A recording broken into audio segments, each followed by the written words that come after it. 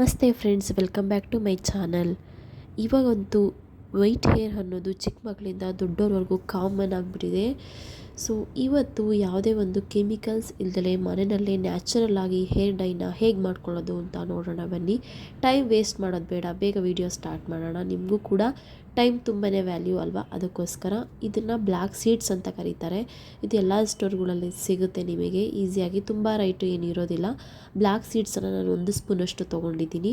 ಹಾಗೆ 1 ಸ್ಪೂನಷ್ಟು ಕರಿ ಎಳ್ಳನ್ನು ತೊಗೊಂಡಿದ್ದೀನಿ. ನೀವು ವೈಟ್ ಎಳ್ಳನ್ನು ತೊಗೊಳ್ಬಾರ್ದು, ಕರಿ ಎಳ್ಳನ್ನೇ ತೊಗೋಬೇಕು. ಇದು ನಮ್ಮ ಕೂದಲನ್ನು ಬ್ಲ್ಯಾಕ್ ಮಾಡೋದಕ್ಕೆ ತುಂಬಾ ಹೆಲ್ಪ್ ಮಾಡುತ್ತೆ. ಹಾಗೆ 1 ಸ್ಪೂನಷ್ಟು ನಾನು ಸಾಸಿವೆಯನ್ನು ತೊಗೊಳ್ತಾ ಇದ್ದೀನಿ.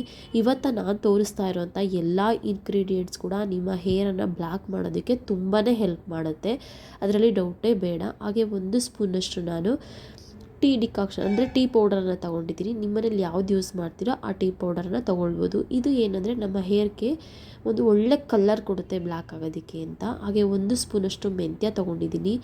ಈ ಮೆಂತ್ಯನೂ ಅಷ್ಟೇ ನಮ್ಮ ಕೂದಲು ಬ್ಲ್ಯಾಕ್ ಮಾಡೋದಕ್ಕೆ, ಚೆನ್ನಾಗಿ ಬೆಳೆಯೋದಕ್ಕೆ, ಹೇರ್ ಫಾಲ್ ಕಡಿಮೆ ಮಾಡೋದಕ್ಕೆ ತುಂಬ ಹೆಲ್ಪ್ ಮಾಡುತ್ತೆ. ಹಾಗೆ ಅಗಸೆ ಬೀಜ, ಇದು ನಮ್ಮ ಹೇರ್ ಬ್ಲ್ಯಾಕ್ ಮಾಡೋದಕ್ಕೆ ಹಾಗೆ ಸಾಫ್ಟ್ ಮಾಡೋದಕ್ಕೆ ಒಂದು ಒಳ್ಳೆ ಇಂಗ್ರೀಡಿಯೆಂಟ್ ಅಂತಲೇ ಹೇಳ್ಬೋದು. ಹಾಗೆ 1 ಸ್ಪೂನಷ್ಟು ನಾನು ಅಕ್ಕಿ ತೊಗೊಂಡಿದ್ದೀನಿ. ಯಾವುದಾದ್ರೂ ಸರಿ ಅಕ್ಕಿನ ತೊಗೊಳ್ಳಿ, ಇದು ಕೂಡ ನಮ್ಮ ಹೇರ್ ಕೇರ್ಗೆ ತುಂಬಾ ಒಳ್ಳೆಯದು ಅಂತ ಹೇಳ್ಬೋದು. ಇಷ್ಟು ಇಂಗ್ರೀಡಿಯೆಂಟ್ಸ್ನ ನಾವು ಮೊದಲನೇದಾಗಿ ಸ್ವಲ್ಪ ರೋಸ್ಟ್ ಮಾಡ್ಕೊಳ್ಬೇಕು. ಅಂದರೆ ಸ್ವಲ್ಪ ಕಲರ್ ಚೇಂಜ್ ಆಗೋವರೆಗೂ ಅದನ್ನು ರೋಸ್ಟ್ ಮಾಡ್ಕೊಳ್ಬೇಕು. ನೀವು ಅದನ್ನು ರೋಸ್ಟ್ ಮಾಡ್ಕೊಳ್ಬೇಕಾದ್ರೆ ಸಿಡಿಯುತ್ತೆ. ಹಾಗಾಗಿ ನೀವೊಂದು ಪ್ಲೇಟ್ ಯಾವುದಾದ್ರೂ ಮುಚ್ಚಿ ಒಂದು 5 ನಿಮಿಷ ಬಿಟ್ಬಿಟ್ರೆ ಫುಲ್ ಅದೇ ಎಲ್ಲ ನೀಟಾಗಿರುತ್ತೆ.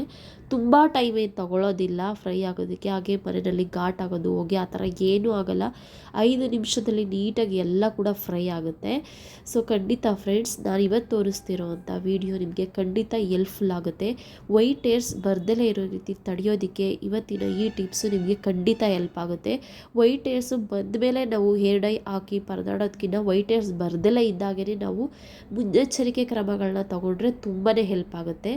ಹಾಗೆ ಫ್ರೆಂಡ್ಸ್, ಸ್ವಲ್ಪ ಹೆಲ್ತ್ ಇಶ್ಯೂ ಇದೆ, ಕಾಫ್ ಆ್ಯಂಡ್ ಕೋಲ್ಡ್ ಆಗಿರೋದ್ರಿಂದ ಸ್ವಲ್ಪ ವಾಯ್ಸ್ ವೇರಿಯೇಷನ್ ಆಗ್ಬೋದು, ಪ್ಲೀಸ್ ಅಡ್ಜಸ್ಟ್ ಮಾಡ್ಕೊಳ್ಳಿ. ಹಾಗೆ ಇದು ಕಲರೆಲ್ಲ ಫುಲ್ಲು ಚೇಂಜ್ ಆಗೋವರೆಗೂ ಕೂಡ ರೋಸ್ಟ್ ಮಾಡ್ಕೊಳ್ಬೇಕು. ಇದು ಎಲ್ಲ ರೋಸ್ಟ್ ಆದಮೇಲೆ ಕಲರ್ ಚೇಂಜ್ ಆದ ತಕ್ಷಣ ನಮಗೆ ಗೊತ್ತಾಗುತ್ತೆ. ಇಷ್ಟ ಆಗಿದ್ರೆ ಸಾಕು. ಇದನ್ನು ಫುಲ್ಲು ತಣ್ಣಗಾಗೋವರೆಗೂ ಬಿಡಬೇಕು. ಇದು ತಣ್ಣಗೆ ಆದಮೇಲೆ ನಮಗೆ ಎಷ್ಟು ಸಾಧ್ಯವೋ ಅಷ್ಟು ಇದನ್ನು ನೈಸಾಗಿ ಪೇಸ್ಟ್ ಮಾಡ್ಕೊಂಡು ಬರಬೇಕು. ಅಂದರೆ ನೀರೇನು ಕೂಡ ಆ್ಯಡ್ ಮಾಡಬೇಡಿ. ಆ್ಯಡ್ ಮಾಡ್ದಲೇ ನೀವು ಇದನ್ನು ಗ್ರೈಂಡ್ ಮಾಡ್ಕೊಂಬರಬೇಕು. ಈ ಒಂದು ಪೌಡರನ್ನು ನೀವು ಸ್ಟೋರ್ ಮಾಡಿ ಕೂಡ ಇಟ್ಕೊಳ್ಬೋದು. ನೀವು ಯಾವಾಗ ಹೇರ್ ಪ್ಯಾಕ್ ಮಾಡ್ಕೊಳ್ತೀರಾ, ಹೇರ್ ಡೈ ಮಾಡೋಕ್ಕೆ ಯೂಸ್ ಮಾಡ್ತೀರಾ, ಆ ಟೈಮ್ ಕೂಡ ಯೂಸ್ ಮಾಡ್ಕೊಳ್ಬೋದು. ಬಟ್ ಇವತ್ತಿನ ಒಂದು ವಿಡಿಯೋದಲ್ಲಿ ನಿಮಗೆ ಹೆಲ್ಪ್ಫುಲ್ ಆಗೋ ರೀತಿ ಇದೆ, ಯಾವ ರೀತಿ ಮಾಡೋದು ಅಂತ ತೋರಿಸ್ತೀನಿ. ವಿಡಿಯೋನ ಪೂರ್ತಿಯಾಗಿ ನೋಡಿ. ಈ ಥರ ಫುಲ್ಲು ಗ್ರೈಂಡ್ ಮಾಡ್ಕೊಂಡಿದ್ದಾದಮೇಲೆ ಒಂದು ಪ್ಲೇಟಿಗೆ ತಗೊಳ್ತಾ ಇದ್ದೀನಿ. ಈ ಒಂದು ಪುಡಿ ಇದೆಯಲ್ಲ, ಇದು ಕರಿಬೇವಿನ ಪುಡಿ. ಇದು ನಮ್ಮ ಹೇರ್ ಬ್ಲ್ಯಾಕ್ ಆಗೋದಕ್ಕೆ ತುಂಬ ಅಂದರೆ ತುಂಬಾ ಹೆಲ್ಪ್ ಮಾಡುತ್ತೆ. ಇದು ನಾನು ಹೊರಗಡೆ ತಂದಿರೋದೆಲ್ಲ ಮನೆಯಲ್ಲೇ ಮಾಡ್ಕೊಂಡಿರೋಂಥ ನ್ಯಾಚುರಲ್ ಇದು ಕರಿಬೇವಿನ ಪುಡಿ. ಇದನ್ನು ನಾನು 1 ಸ್ಪೂನಷ್ಟು ತೊಗೊಂಡಿದ್ದೀನಿ. ಅದೇ ಬಾಣಲೆಯನ್ನು ತೊಗೊಂಡಿದ್ದೀನಿ. ಹಾಗೆ ನಾವೀಗ ರೆಡಿ ಮಾಡ್ಕೊಳ್ವಲ್ಲ ಪೌಡರು, ಅದು ಕೂಡ ನಾನು 1 ಸ್ಪೂನಷ್ಟು ಪೌಡರನ್ನು ತೊಗೊಂಡಿದ್ದೀನಿ. ಇದನ್ನು ಕೂಡ ಸ್ವಲ್ಪ ರೋಸ್ಟ್ ಆಗಬೇಕು, ಅಂದರೆ ಒಂದು ಬ್ಲ್ಯಾಕ್ ಕಲರ್ ಬರಬೇಕು. ಅಲ್ಲಿವರೆಗೂ ಇದನ್ನು ಸ್ವಲ್ಪ ಫ್ರೈ ಮಾಡ್ಕೊಳ್ಳಿ. ಅಂದರೆ ಸ್ವಲ್ಪ ಅದು ಕಲರ್ ಚೇಂಜ್ ಆಗೋವರೆಗೂ ಅದನ್ನು ಕೈ ಆಡಿಸ್ತಾ ಇರಿ. ಅದೆಲ್ಲ ಕೈ ಆಡಿಸಿದಾದ್ಮೇಲೆ ವೈಟ್ ಹೇರ್ಸ್ ಆಗಿರೋರು ತುಂಬ ಜನ ಕೇಳ್ತಾಯಿದ್ರಿ. ಖಂಡಿತ ತುಂಬ ಬೇಜಾರಾಗುತ್ತೆ ನಾವು ಹೊರಗಡೆ ಹೋದಾಗ. ಏಜ್ ಆದಮೇಲೆ ಆದರೆ ನೋ ಪ್ರಾಬ್ಲಮ್, ಚಿಕ್ಕ ಏಜಲ್ಲಿ ಆದರೆ ಖಂಡಿತ ಮುಜುಗರ ಆಗುತ್ತೆ. ಸೊ ಹೇರ್ ಡೈ ಮಾಡೋದು ಬಿಟ್ಟು ಬೇರೆ ಏನೇನೆಲ್ಲ ಮಾಡ್ಬೋದು ಅಂತ ಖಂಡಿತ ಎಲ್ಲರೂ ಟ್ರೈ ಮಾಡ್ತಾನೆ ಇರ್ತೀರ. ಹಾಗೆ ನಾನು ಇದನ್ನು ನಿಮಗೆ ಇನ್ಸ್ಟೆಂಟಾಗಿ ಕಲರ್ ಬರೋದಿಲ್ಲ. ನೀವು ಹೇರ್ ಡೈಗಳನ್ನ ಹಚ್ಕೊಳ್ತೀರಲ್ಲ ಆ ಟೈಪ್ ಬ್ಲ್ಯಾಕ್ ಖಂಡಿತ ಬರೋದಿಲ್ಲ. ಇದು ಫಸ್ಟೇ ನಾನು ನಿಮಗೆ ಕ್ಲಿಯರಿಟಿ ಕೊಡ್ತಾಯಿದ್ದೀನಿ. ಇದು ನ್ಯಾಚುರಲ್ ಆಗಿರೋವಂಥ ಕೊಕೊನೆಟ್ ಆಯಿಲು. ಇದು ಪ್ಯೂರ್ ಇರೋ ಅಂಥದ್ದು, ಅಂದರೆ ಗಾಣದಲ್ಲೇ ಮಾಡಿಸ್ಕೊಂಡು ಬರ್ತೀವಲ್ಲ ಆ ಥರ ಪ್ಯೂರ್ ಇರೋವಂಥ ಕೊಕೊನೆಟ್ ಆಯಿಲು. ಇದು ನಮ್ಮ ಕಡೆ ತಿಪ್ಟೂರಲ್ವಾ, ಅಲ್ಲಿ ಕೊಕೊನಟ್ ಅಂದರೆ ಗೊತ್ತು ನಿಮಗೆ, ಬೇಜಾನಿರುತ್ತೆ. ಹಾಗಾಗಿ ನ್ಯಾಚುರಲ್ ಆಗೇ ಮಾಡಿಸ್ಕೊಂಡು ಬರ್ತೀವಿ. ಇದನ್ನು ನಾನು ಒಂದು ಅರ್ಧ ಬಟ್ಲಷ್ಟು ತೊಗೊಂಡಿದ್ದೀನಿ. ನಿಮ್ಗೆ ಎಷ್ಟು ಕ್ವಾಂಟಿಟಿ ಬೇಕೋ ಅಷ್ಟು ತೊಗೊಳ್ಳಿ. ಹಾಗೆ ಒಂದು 2 ಸ್ಪೂನಷ್ಟು ಹರಳೆಣ್ಣೆ ತೊಗೊಂಡಿದ್ದೀನಿ. ಖಂಡಿತ ಹರಳೆಣ್ಣೆ ಮಾತ್ರ ಸ್ಕಿಪ್ ಮಾಡಲೇಬೇಡಿ. ಹರಳೆಣ್ಣೆ ಹಾಕೋದ್ರಿಂದ ನಮ್ಮ ಕೂದಲು ಬ್ಲ್ಯಾಕ್ ಆಗೋದು ಡೌಟೇ ಬೇಡ, ತುಂಬಾ ಹೆಲ್ಪ್ ಮಾಡುತ್ತೆ ಕೂದಲು ಬ್ಲ್ಯಾಕ್ ಮಾಡೋದಕ್ಕೆ. ಸೊ ಅವು ಎರಡಕ್ಕೆ ನಾವು ಇಷ್ಟೋ ತನಕ ಆ ಒಂದು ಪುಡಿ ಮಾಡ್ಕೊಂಡಿದ್ವಲ್ಲ, ಗ್ರೈಂಡ್ ಮಾಡಿ ಇಟ್ಕೊಂಡಿದ್ವಲ್ಲ, ಆ ಪುಡಿಯನ್ನು ಇದಕ್ಕೆ 1 ಸ್ಪೂನ್ ಹಾಕ್ತಾಯಿದ್ದೀನಿ. ಹಾಗೆ ಕರಿಬೇವಿನ ಸೊಪ್ಪಿನ ಪುಡಿಯನ್ನು 1 ಸ್ಪೂನ್ ಅಷ್ಟು ಹಾಕ್ಕೊಳ್ತಾ ಇದ್ದೀನಿ. ಇದನ್ನೆಲ್ಲ ಒಂದು 3-4 ನಿಮಿಷ ಸ್ವಲ್ಪ ಕುದಿಸ್ಕೊಳ್ಳಿ. ಆ 2 ಎಣ್ಣೆಯಲ್ಲಿ ನೀಟಾಗಿ ಮಿಕ್ಸ್ ಆಗಬೇಕು. ಅಲ್ಲಿವರೆಗೂ ಇದನ್ನು ಕುದಿಸ್ಕೊಳ್ಳಿ. ನೀವು ಇದು ಒಂದು ಕುದಿಸ್ಕೊಂಡಿರೋಂಥ ಆಯಿಲ್ನ ವೀಕ್ಲಿ 1-2-3 ಟೈಮ್ಸು ನೀವು ಯೂಸ್ ಮಾಡಬಹುದು. ಇದನ್ನು ಕೂದಲಿಗೆಲ್ಲ ಹಚ್ಚಿ ನೀವು ಮಸಾಜ್ ಮಾಡಬೇಕು.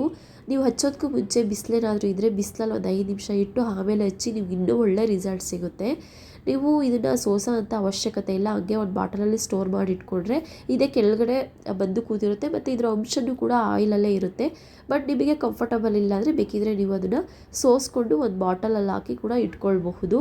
ಈ ಥರ ಆಯಿಲ್ನ ನೀವು ಪ್ರಿಪೇರ್ ಮಾಡಿಕೊಂಡ್ರೆ 6 ಮಂತ್ವರೆಗೂ ಇದು ಏನೂ ಆಗಲ್ಲ. ಎಷ್ಟು ದಿವಸ ಇಟ್ಟರು ಇದು ಏನೂ ಆಗಲ್ಲ. ನೀವು ಇದನ್ನು ಹಚ್ಚಿ 1 ಅವರ್ ಬಿಟ್ಟು ಮಾಮೂಲಿ ಹೇರ್ ವಾಶ್ ಮಾಡಿಕೊಂಡ್ರು ಆಯಿತು. ಈ ರೀತಿ ಮಾಡೋದ್ರಿಂದ ಕೂಡ ನಿಮ್ಮ ಕೂದಲು ಕಪ್ಪಾಗುತ್ತೆ, ಹಾಗೆ ವೈಟ್ ಹೇರ್ಸ್ ಬರದೇ ಇರೋ ರೀತಿ ತಡೆಯುತ್ತೆ. ಈ ಥರ ಸ್ಟೋರ್ ಮಾಡಿ ಇಟ್ಕೊಳ್ಬಹುದು. ಇದನ್ನು ಚಿಕ್ಕ ಮಕ್ಕಳಿಗೆ ಕೂಡ ಹಚ್ಬೋದು. ನೀವು ಚಿಕ್ಕ ಮಕ್ಕಳಿಂದನೇ ಈ ಹೇರ್ ಆಯಿಲ್ನ ಯೂಸ್ ಮಾಡೋದ್ರಿಂದ ಮಕ್ಕಳಿಗೆ ವೈಟ್ ಹೇರ್ಸು ಬೇಗ ಬರ್ದಲೇ ಇರೋ ರೀತಿ ನೀವು ಖಂಡಿತ ತಡಿಬಹುದು. 0 ಇನ್ವೆಸ್ಟ್ಮೆಂಟ್, ಯಾವುದೇ ಖರ್ಚು ಇಲ್ಲದೆ ಮನೆಯಲ್ಲಿ ಇರುವಂಥ ಇಂಗ್ರೀಡಿಯೆಂಟ್ಸ್ನ ಉಪಯೋಗಿಸ್ಕೊಂಡು ನಾವೊಂದು ಕೂದಲನ್ನು ಕಪ್ಪಾಗಿಸುವಂತಹ ಒಂದು ಆಯಿಲನ್ನು ರೆಡಿ ಮಾಡ್ಕೊಂಡು ಇಟ್ಕೊಂಡಿದ್ದೀವಿ. ಇದಾದ ನಂತರ ಅದನ್ನ ಒಂದು ಕಡೆ ಇಟ್ಕೊಳ್ಳೋಣ. ನಾವು ಇವಾಗ ಕರ್ಬೇವು ಸೊಪ್ಪಿನ ಪುಡಿ ಹಾಗೆ ಆ ಪೌಡರನ್ನು ನಾವು ಸ್ವಲ್ಪ ರೋಸ್ಟ್ ಮಾಡಿ ಇಟ್ಕೊಂಡಿದ್ವಲ್ಲ, ಇದನ್ನು ಒಂದು ಬಾಟ್ಲಿಗೆ ಒಂದು ಬೌಲ್ಗೆ ಹಾಕ್ಕೊಂಡು 1 ಸ್ಪೂನಷ್ಟು ಮೆಹಂದಿ ಪುಡಿ ಹಾಕ್ಕೊತಾ ಇದ್ದೀನಿ. ಸ್ಕಿಪ್ ಮಾಡಿ, ನಿಮಗೆ ಬೇಡ ಅಂತಂದರೆ ಅದನ್ನು ಸ್ಕಿಪ್ ಮಾಡಿ, ಆಪ್ಷನಲ್ ಅಷ್ಟೇ. ಸೊ ನಾವೀಗ ಏನು ಆಯಿಲ್ ಮಾಡ್ಕೊಂಡಿದ್ವಿ ಅದನ್ನೇ 1 ಸ್ಪೂನಷ್ಟು ನಾನು ಆಯಿಲ್ ಹಾಕ್ಕೊಳ್ತಾ ಇದ್ದೀನಿ. ನಿಮಗೆ ತುಂಬ ಕೊಬ್ಬರಿ ಎಣ್ಣೆ ಬೇಡ ಅನಿಸುತ್ತೆ ನೀವು ಟೀ ಡಿಕಾಕ್ಷನನ್ನು ಮಾಡ್ಕೊಂಡು ಕೂಡ ನೀವು ಮಿಕ್ಸ್ ಮಾಡ್ಕೊಳ್ಬಹುದು. ಬಟ್ ಅಟ್ಲೀಸ್ಟ್ 1 ಸ್ಪೂನ್ ಆದ್ರೂ ಈ ಆಯಿಲ್ನ ಈ ಥರ ಪ್ಯಾಕ್ ಮಾಡಬೇಕಾದ್ರೆ ಯೂಸ್ ಮಾಡಿ. ಇಲ್ಲ ಅಂತಂದರೆ ನೀವು ಮೊಸರಲ್ಲಿ ಬೇಕಿದ್ರೂ ಇದನ್ನು ಕಲಿಸ್ಬಿಟ್ಟು ನೀವು ಹಚ್ಕೊಳ್ಬೋದು. ಈ ಪ್ಯಾಕನ್ನ ನೀವು ಹಚ್ಚಿ 1 ಅವರ್ ಬಿಟ್ಟು ಮಾಮೂಲಿ ಏರ್ ವಾಶ್ ಮಾಡಿ. ಶಾಂಪು ಯೂಸ್ ಮಾಡೋದಕ್ಕಿಂತ ನೀವು ಸೀಗೆಕಾಯಿ, ಅಂಟ್ವಳ್ಕಾಯಿ ಈ ಥರದ್ದಿದ್ರೆ ಸ್ವಲ್ಪ ಕ್ವಾಂಟಿಟಿಯಲ್ಲಿ ಯೂಸ್ ಮಾಡಿ. ನೆಕ್ಸ್ಟ್ ನೀವು ಆಯಿಲ್ ಮಸಾಜಿಗೆ ನಾನು ತೋರಿಸಿದ್ದೀನಲ್ಲ ಆಯಿಲ್ನ ಮಸಾಜ್ ಮಾಡಿಕೊಂಡು ನೀವು ಮಾಮೂಲಿ ಶಾಂಪನ್ನ ಯೂಸ್ ಮಾಡ್ಬೋದು. ಈ ರೀತಿ ಮಾಡೋದ್ರಿಂದ ನಿಮ್ಮ ಕೂದಲು ಎಷ್ಟೇ ವೈಟ್ ಆಗಿದ್ರೂ ಕೂಡ ಬ್ಲ್ಯಾಕ್ ಆಗುತ್ತೆ ಆ್ಯಂಡ್ ಫ್ಯೂಚರಲ್ಲಿ ಕೂಡ ವೈಟ್ ಕೂದಲು ಬರೋದಿಲ್ಲ. ಸೊ ಇವತ್ತಿನ ವಿಡಿಯೋ ನಿಮಗೆ ಹೆಲ್ಪ್ಫುಲ್ ಆಗಿದೆ ಆ್ಯಂಡ್ ಇಷ್ಟ ಆಗಿದೆ ಅಂತ ಅಂದ್ಕೊಂಡಿದ್ದೀನಿ. ಸ್ವಲ್ಪನಾದರೂ ಇಷ್ಟ ಆಗಿದರೆ ನನ್ನ ಎಫರ್ಟಿಗೋಸ್ಕರ ನಿಮ್ಮದಾದ ಒಂದು ಲೈಕ್ ಕೊಡಿ, ಹಾಗೆ ಒಂದು ಕಮೆಂಟ್ಸ್ ಮಾಡಿ, ನಿಮ್ಮ ಫ್ಯಾಮಿಲಿ ಫ್ರೆಂಡ್ಸ್ ಜೊತೆ ಶೇರ್ ಮಾಡಿಕೊಳ್ಳಿ, ಹೆಲ್ಪ್ ಆಗುತ್ತೆ. ಸೊ ನನ್ನ ವಿಡಿಯೋ ಯಾರೆಲ್ಲ ನೋಡ್ತಾ ಇದ್ದೀರಾ ಪ್ಲೀಸ್ ಬೆಲ್ಲೈಕನ್ನ ಕ್ಲಿಕ್ ಮಾಡಿ ಸಬ್ಸ್ಕ್ರೈಬ್ ಮಾಡಿಕೊಂಡು ವಿಡಿಯೋನ ನೋಡಿ. ಯಾಕೆ ಅಂದರೆ ನಾನು ವಿಡಿಯೋ ಹಾಕಿದ ತಕ್ಷಣವೇ ನಿಮಗೆ ನೋಟಿಫಿಕೇಷನ್ ಬಂದು ತಲುಪುತ್ತೆ. ಇನ್ನೂ ಹೆಚ್ಚೆಚ್ಚಿನ ವಿಡಿಯೋಗಳನ್ನು ನೀವು ನೋಡಬಹುದು ಅನ್ನೋ ಉದ್ದೇಶಕ್ಕೋಸ್ಕರ. ಸೊ ಖಂಡಿತ ಫ್ರೆಂಡ್, ಈ ಒಂದು ಆಯಿಲನ್ನು ವೀಕ್ಲಿ 3 ಟೈಮ್ಸ್ ಖಂಡಿತ ಯೂಸ್ ಮಾಡಿ. ರಿಸಲ್ಟ್ ಒಂದು ತುಂಬಾ ಚೆನ್ನಾಗಿದೆ. ಇದರಲ್ಲಿ ನಾವು ಯೂಸ್ ಮಾಡಿರೋಂಥ ಎಲ್ಲ ಪದಾರ್ಥಗಳು ಕೂಡ ನ್ಯಾಚುರಲ್ ಆಗಿರೋದ್ರಿಂದ ನೀವು ಯಾವುದೇ ಸೈಡ್ ಎಫೆಕ್ಟ್ ಆಗೋದಿಲ್ಲ. ಬಟ್ ರಿಸಲ್ಟ್ ಸಿಗೋದು ಸ್ವಲ್ಪ ಸ್ಲೋಲಿ ಆಗಿದ್ರೂ ಕೂಡ ಪರ್ಮನೆಂಟ್ ಆದಂಥ ರಿಸಲ್ಟು ನಿಮಗೆ ಸಿಗುತ್ತೆ ಅಂತಲೇ ಹೇಳ್ಬೋದು. ಇದನ್ನು ಬಾಯ್ಸು, ಗರ್ಲ್ಸು, ಚಿಕ್ಕ ಮಕ್ಕಳು ಎಲ್ಲರೂ ಕೂಡ ಯೂಸ್ ಮಾಡ್ಬೋದು. ಬರೀ ಗರ್ಲ್ಸೇ ಯೂಸ್ ಮಾಡಬೇಕು ಅಂತ ಏನಿಲ್ಲ. So thank you so much for watching my video. ಮತ್ತೆ ವಿಡಿಯೋದಲ್ಲಿ ಸಿಗ್ತೀನಿ.